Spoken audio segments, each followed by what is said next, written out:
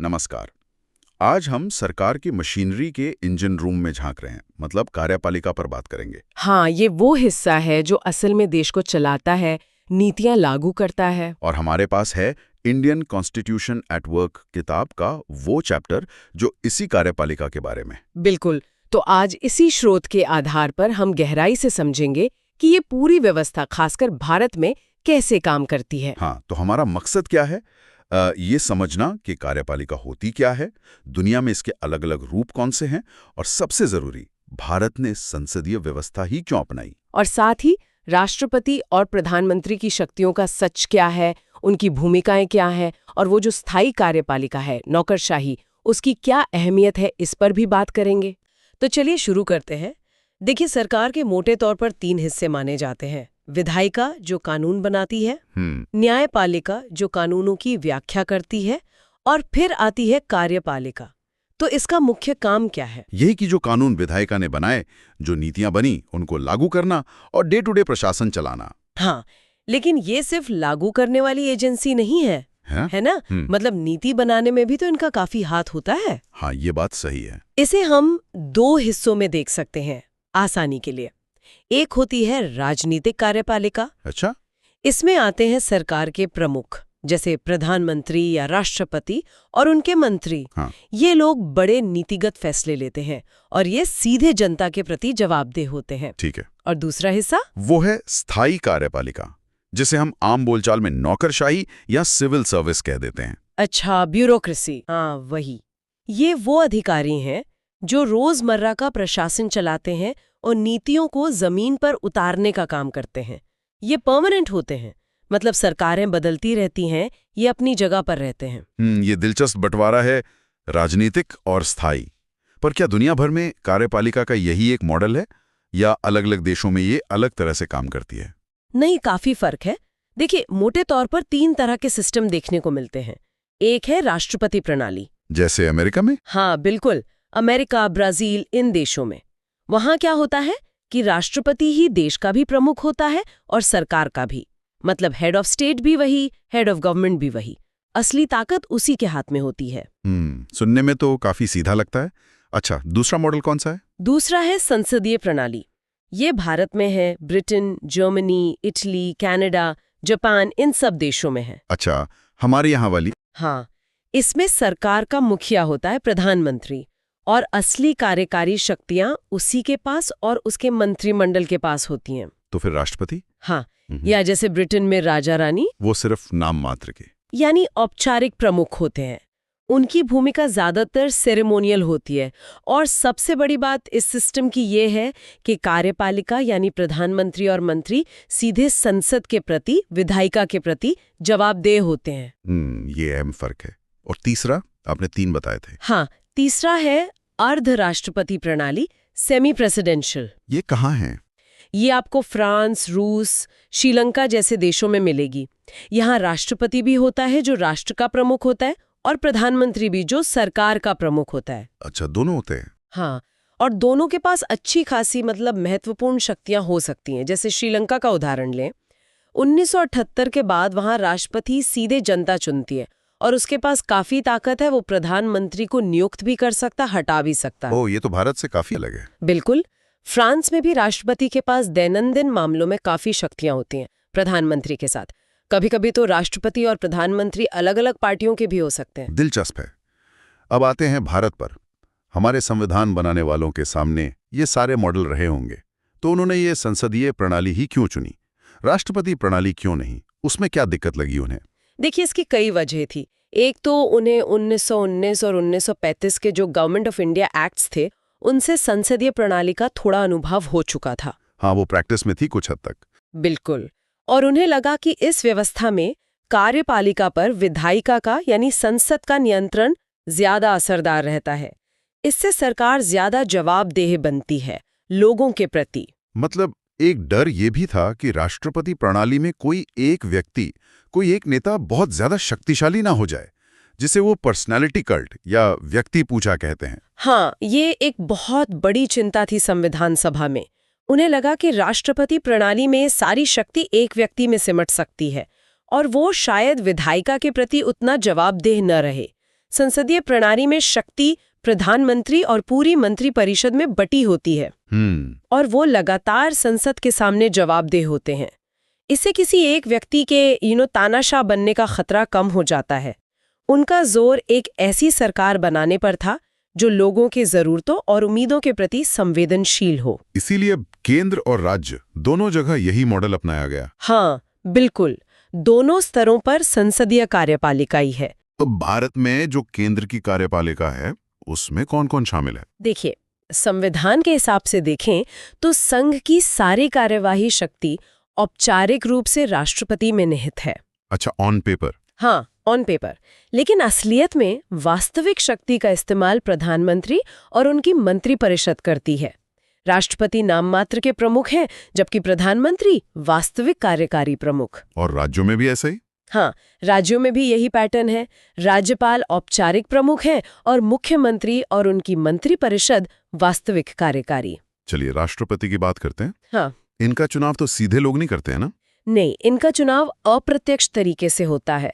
संसद के दोनों सदनों के चुने हुए सदस्य एमपीज और राज्यों की विधानसभाओं के चुने हुए सदस्य एमएलएज मिलकर एक निर्वाचक मंडल बनाते हैं। अच्छा, एमपीज और एमएलएज। हाँ, ये लोग वोट डालते हैं और ये चुनाव आनुपातिक प्रतिनिधित्व प्रणाली और एकल संक्रमणीय मत के तरीके से होता है। कार्यकाल 5 साल का होता है। और इन्हें पद से हटाना, क्या वो आसान है? बिल्कुल नहीं।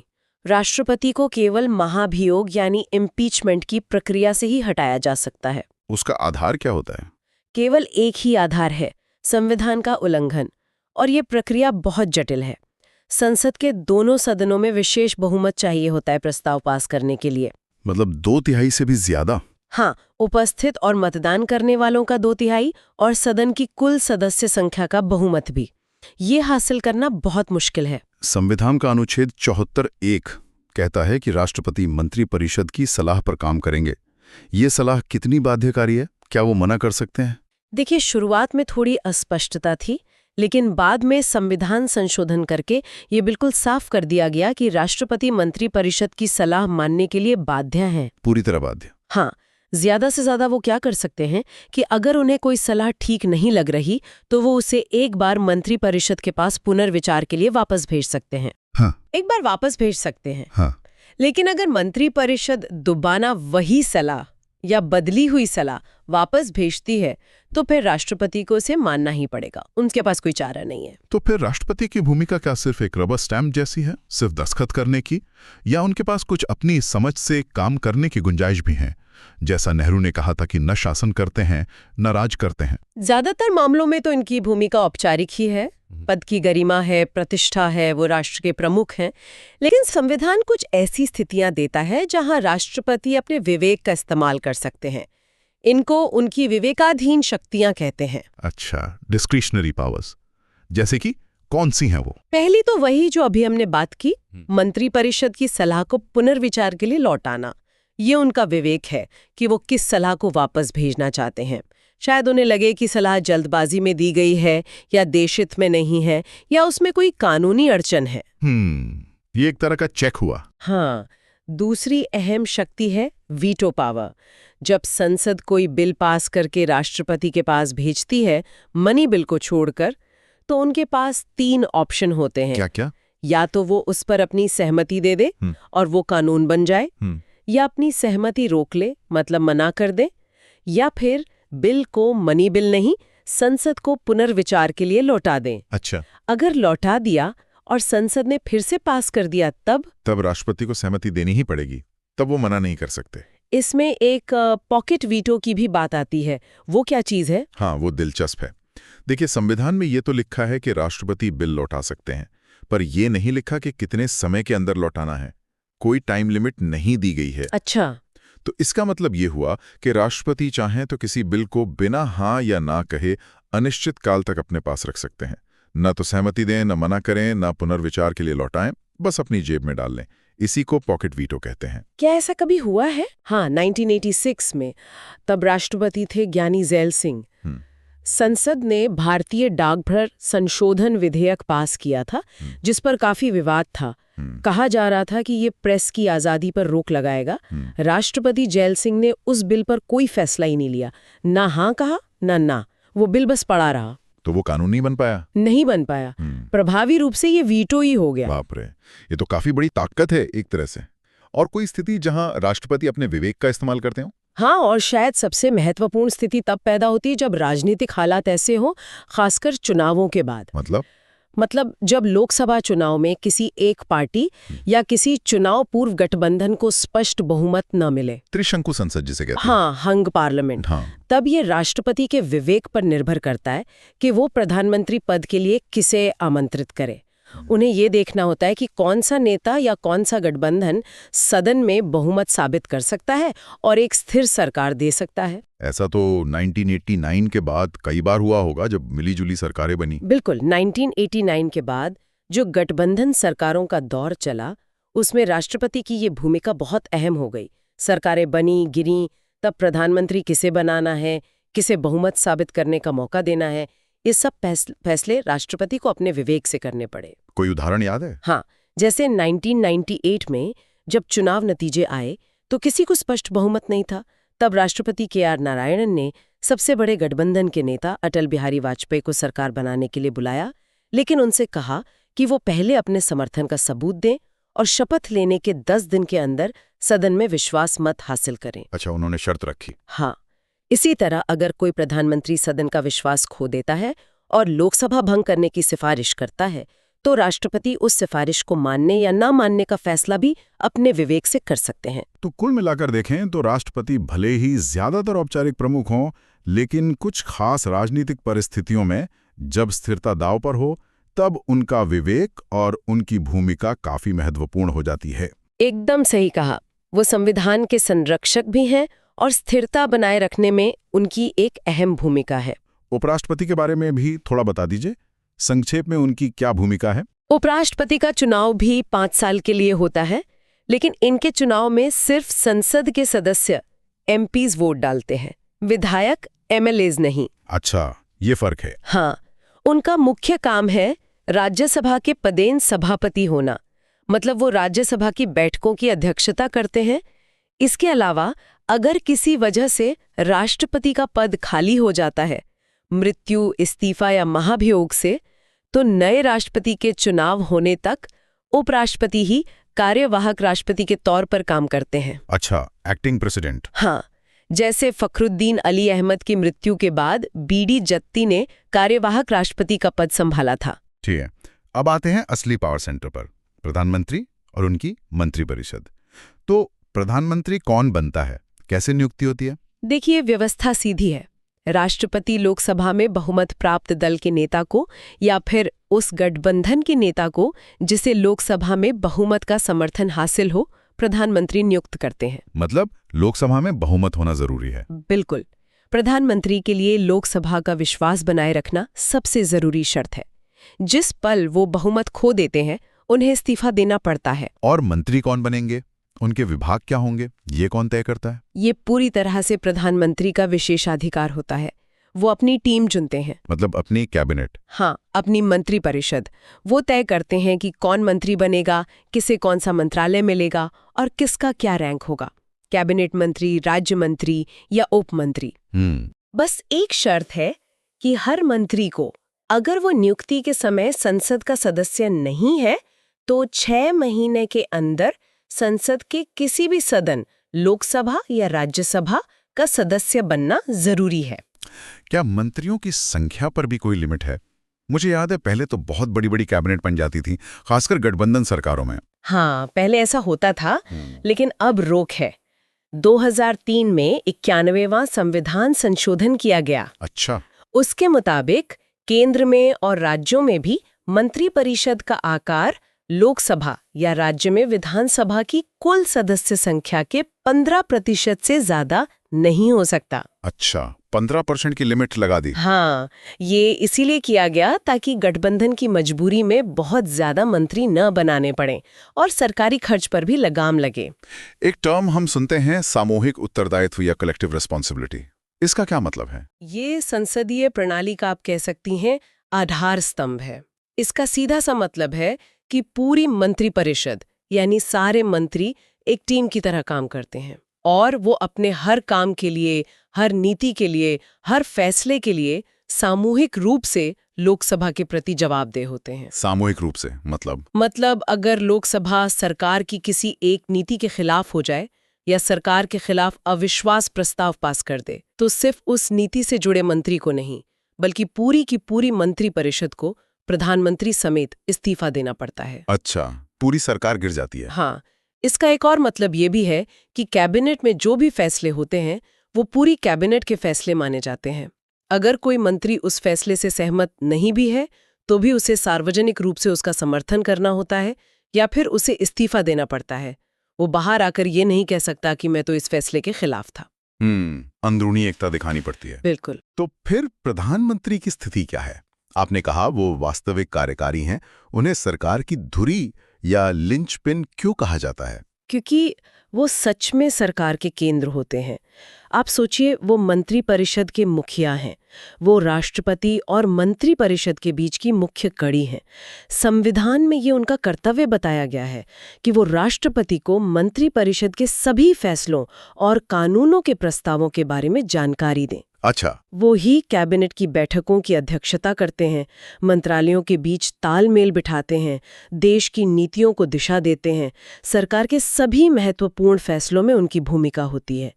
नेहरू ने उन्हें सरकार की धुरी, लिंचपिन ऑफ द गवर्नमेंट कहा था और ये बिल्कुल सही है।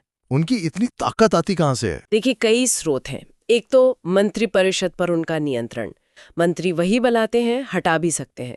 दूसरा, लोकसभा में बहुमत दल के नेता होते हैं।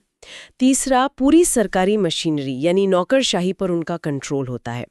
चौथा, मीडिया तक उनकी सीधी पहुंच होती है, जिससे वो अपनी बात सीधे जनता तक पहुंचा सकते हैं। हाँ, ये तो है। चुनावों में भी अक्सर पार्टी उनके चेहरे पर ही वोट मांगती है और अंतर्राष्ट्रीय मंचों पर भी वही देश के मुख्य प्रतिनिधि के तौर पर देखे जाते हैं। इन सब से प्रधानमंत्री का पद बहुत शक्तिशाली बन जाता है। लेकिन ये जो पिछले कुछ दशकों में गठबंधन सरकारों का दौर चला, क्या उसने प्रधानमंत्री की इस ताकत को कुछ कम किया है, कुछ बदला है? हाँ, निश्चित तौर पर असर पड़ा है। गठबंधन की राजनीति में प्रधानमंत्री को अकेले फैसले लेने की उतनी आज़ादी नहीं रहती। उन्हें सहयोगी दलों को साथ लेकर चलना पड़ता है, उनकी बातें सुननी पड़ती हैं। मजबूरियां होती हैं। हाँ, कई बार प्रधानमंत्री के जो विशेषाधिकार होते हैं, जैसे मंत्री चुनना, उन्हें मंत्रालय देना, उनमें भी सहयोगी दलों का दखल रहता है। नीतियां बनाने में भी ज्यादा सलाह मशवरा, ज्यादा समझौते करने पड़ते हैं। तो प्रधानमंत्री की भूमिका थोड़ी बदल जाती है। हाँ, कुछ हद तक। कई बार उनकी भूमिका एक मजबूत नेता से ज्यादा एक मध्यस्थ या नेगोशिएटर की हो जाती है, जो अलग अलग सहयोगियों के बीच संतुलन बनाने की कोशिश करता है। प्रधानमंत्री के चयन में भी, जैसा हमने पहले बात की, राष्ट्रपति की विवेकाधीन शक्ति बढ़ जाती है। अच्छा, अब संक्षेप में राज्यों के कार्यपालिका के बारे में, क्या वो भी बिल्कुल केंद्र की तरह ही काम करती है? हाँ, मोटे तौर पर ढांचा वही है। राज्यों में भी संसदीय प्रणाली है। मुख्यमंत्री वास्तविक कार्यकारी प्रमुख होते हैं और उनकी एक मंत्री परिषद होती है। राज्यपाल राष्ट्रपति की तरह औपचारिक प्रमुख होते हैं। कोई बड़ा फर्क? एक बड़ा फर्क ये है कि राज्यपाल की नियुक्ति केंद्र सरकार की सलाह पर राष्ट्रपति करते हैं, वो चुने नहीं जाते, और संविधान राज्यपाल को केंद्र के मुकाबले कुछ ज्यादा विवेकाधीन शक्तियां देता है। अच्छा, जैसे किसी राज्य में राष्ट्रपति शासन लगाने की सिफारिश करना या किसी बिल को राष्ट्रपति की सहमति के लिए आरक्षित रखना। इन शक्तियों के इस्तेमाल को लेकर कई बार केंद्र और राज्यों के बीच विवाद भी होते हैं। ये तो सुना है। चलिए, ये तो ही राजनीतिक कार्यपालिका की बात जो चुनी जाती है और बदलती रहती है। अब जरा उस स्थायी कार्यपालिका पर आते हैं, यानी नौकरशाही, सिविल सेवा। इनकी क्या भूमिका इस पूरी व्यवस्था में? देखिए, ये सरकार की रीढ़ की हड्डी है। राजनीतिक कार्यपालिका यानी मंत्री तो नीतियां और फैसले लेते हैं, लेकिन उन नीतियों को जमीन पर लागू कौन करेगा? यही लोग, अधिकारी। हाँ, ये प्रशिक्षित पेशेवर अधिकारी होते हैं। इनका काम है मंत्रियों को नीतियां बनाने में विशेषज्ञ सलाह देना, जानकारी देना और फिर जो भी फैसले लिए जाएं उन्हें लागू करना। पूरे देश का प्रशासन यही चलाते हैं। और इनसे उम्मीद की जाती है कि ये राजनीतिक रूप से तटस्थ रहेंगे, मतलब न्यूट्रल। बिल्कुल, ये बहुत जरूरी है। सरकारें किसी भी पार्टी की आएं या जाएं, नौकरशाही से ये उम्मीद की जाती है कि वो बिना किसी भेदभाव के पूरी निष्ठा और कुशलता से अपना काम करती रहेगी और नई सरकार की नीतियों को भी उसी तरह लागू करेगी। इनकी भर्ती कैसे होती है? क्या ये भी मंत्री ही चुनते हैं? नहीं नहीं, इनकी भर्ती योग्यता के आधार पर, मेरिट के बेस पर होती है। इसके लिए स्वतंत्र और निष्पक्ष संवैधानिक संस्थाएं बनाई गई हैं, जैसे केंद्र के लिए संघ लोक सेवा आयोग यूपीएससी है, यूपीएससी। और राज्यों के लिए राज्य लोक सेवा आयोग एसपीएससी हैं।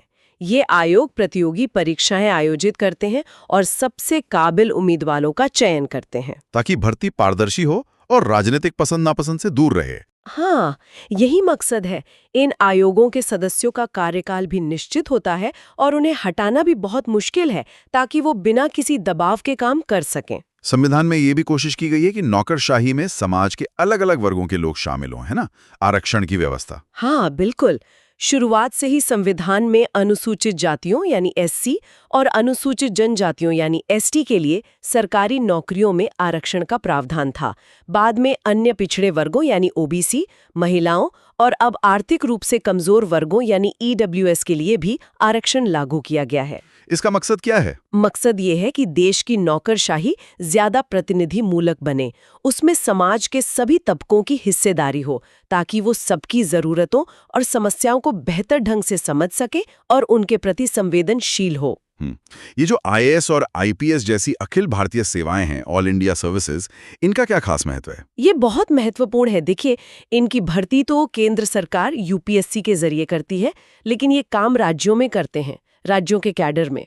हाँ, कलेक्टर, एसपी वगैरह। हाँ, जैसे जिले का कलेक्टर, डीएम या डीसी, जो अक्सर आईएएस अधिकारी होता है, वो जिला स्तर पर केंद्र और राज्य दोनों सरकारों का मुख्य प्रतिनिधि होता है और जिले के पूरे प्रशासन का प्रमुख होता है। इसी तरह एसपी, आईपीएस जिले की पुलिस व्यवस्था देखते हैं। तो इन पे कंट्रोल किसका होता है? केंद्र का या राज्य का? ये काम तो राज्य सरकार के अधीन करते हैं, लेकिन इन पर अंतिम अनुशासनात्मक कार्रवाई करने का अधिकार सिर्फ केंद्र सरकार के पास होता है। राज्य सरकार इन्हें सस्पेंड कर सकती है, पर बर्खास्त नहीं कर सकती। अच्छा, तो इससे क्या होता है? इससे देश की प्रशासनिक एकता बनी रहती है और राज्यों के प्रशासन पर केंद्र का एक हद तक नियंत्रण भी रहता है। ये अधिकारी पूरे देश में कहीं भी काम कर सकते हैं, जिससे एक राष्ट्रीय दृष्टिकोण बना रहता है। लेकिन नौकरशाही की आलोचना भी तो बहुत होती है। अक्सर कहा जाता है कि ये लोग आम आदमी की पहुंच से बहुत दूर हैं, लाल फीताशाही बहुत है, काम धीरे होता है। हाँ, ये चिंताएं बिल्कुल हैं और कई बार वाजिब भी होती हैं। नौकरशाही पर ये आरोप लगता है कि वो कई बार नियमों और प्रक्रियाओं में इतनी उलझ जाती है कि आम नागरिक की ज़रूरतों के प्रति असंवेदनशील हो जाती है। और बहुत शक्तिशाली होने का भी आरोप लगता है। लोग डरते हैं अधिकारियों से। हाँ, ये भी एक पहलू है। कभी-कभी ऐसा लगता है कि नौकरशाही खुद में एक सत्ता का केंद्र बन गई है और आम लोग उनसे सीधे बात करने में या अपनी शिकायत रखने में हिचकिचाते हैं। एक और डर ये भी रहता है कि कहीं राजनीतिक हस्तक्षेप बहुत ज्यादा ना हो जाए, कि नौकरशाही नेताओं के हाथ का खिलौना ना बन जाए। ये एक बहुत बड़ी चुनौती है। अगर सिविल सेवकों पर लगातार राजनीतिक दबाव रहेगा, ट्रांसफर पोस्टिंग का डर रहेगा, तो वो निष्पक्ष होकर कैसे काम कर पाएंगे? वो फिर नेताओं को खुश करने में ही लगे रहेंगे। तो क्या हमारे सिस्टम में ऐसे पर्याप्त उपाय हैं जो सिविल सेवकों को इस तरह के राजनीतिक दखल से बचा सके और साथ ही उन्हें जनता के प्रति ज्यादा जवाबदेह भी बना सके? देखिए, कोशिशें तो हैं, कानून है, नियम है, लेकिन व्यवहार में संतुलन बनाना हमेशा मुश्किल होता है। हालांकि हाल के वर्षों में सूचना का अधिकार, आरटीआई जैसे कानून आए हैं। हाँ, आरटीआई से फर्क पड़ा है। हाँ, आरटीआई से पारदर्शिता बढ़ी है। अब नागरिक सवाल पूछ सकते हैं, जानकारी मांग सकते हैं। इससे नौकरशाही को थोड़ा ज्यादा जवाबदेह बनाने में मदद मिली है। लेकिन ये एक लगातार चलने वाली प्रक्रिया है। हमें ऐसे तरीके खोजने होंगे कि नौकरशाही राजनीतिक रूप से नियंत्रित भी रहे, क्योंकि लोकतंत्र में चुनी हुई सरकार ही सुप्रीम है, लेकिन साथ ही अपनी पेशेवर स्वायत्ता और निष्पक्षता भी बनाए रखे। तो कुल मिलाकर आज हमने देखा कि भारत की जो कार्यपालिका है वो एक काफ़ी जटिल और बहुस्तरीय संरचना है। संविधान निर्माताओं ने बहुत सोच समझकर संसदीय प्रणाली चुनी ताकि सरकार पर कार्यपालिका पर लोकतांत्रिक नियंत्रण बना रहे, वो जवाबदेह रहे। हाँ, राष्ट्रपति भले ही नाम मात्र के प्रमुख हों, लेकिन कुछ खास स्थितियों में उनकी भूमिका अहम हो जाती है। असली ताकत प्रधानमंत्री और उनकी मंत्री परिषद के पास है, जो लोकसभा के प्रति सामूहिक रूप से उत्तरदायी हैं। हालांकि गठबंधन की राजनीति ने प्रधानमंत्री की शक्ति और भूमिका को थोड़ा बदला भी है। बिल्कुल, और इन सब के पीछे या कहें कि साथ में काम करती है स्थायी नौकरशाही, जो नीतियों को जमीन पर उतारने के लिए जरूरी है, लेकिन जिसकी अपनी चुनौतियां हैं, जैसे जवाबदेही, संवेदनशीलता और राजनीतिक तटस्थता बनाए रखना। सही कहा, शक्ति तो है कार्यपालिका के पास। आधुनिक राज्य में बहुत ज्यादा शक्ति होती है, लेकिन उस पर लोकतांत्रिक नियंत्रण कैसे रखा जाए, यह हमेशा एक बड़ा सवाल रहता है। और ये नियंत्रण कितना कारगर है, ये भी लगातार देखने की बात है। और इसी के साथ हम अपने श्रोताओं के लिए एक सवाल छोड़कर जा रहे हैं। सोचिएगा इस पर। एक चुनी हुई सरकार के राजनीतिक निर्देश, जो जरूरी भी हैं, और एक स्थायी, पेशेवर, तटस्थ नौकरशाही की जरूरत, इन दोनों के बीच सही संतुलन कहाँ पर है? कितना राजनीतिक नियंत्रण प्रशासन को जनहितैषी बनाने के लिए जरूरी है, और कहाँ पर वो दखलंदाजी बन जाता है, जो सिस्टम को ही नुकसान पहुंचाता है? ये एक ऐसा सवाल है जिस पर लगातार सोचने और बहस करने की जरूरत है। आज की इस गहरी चर्चा में शामिल होने के लिए बहुत बहुत धन्यवाद।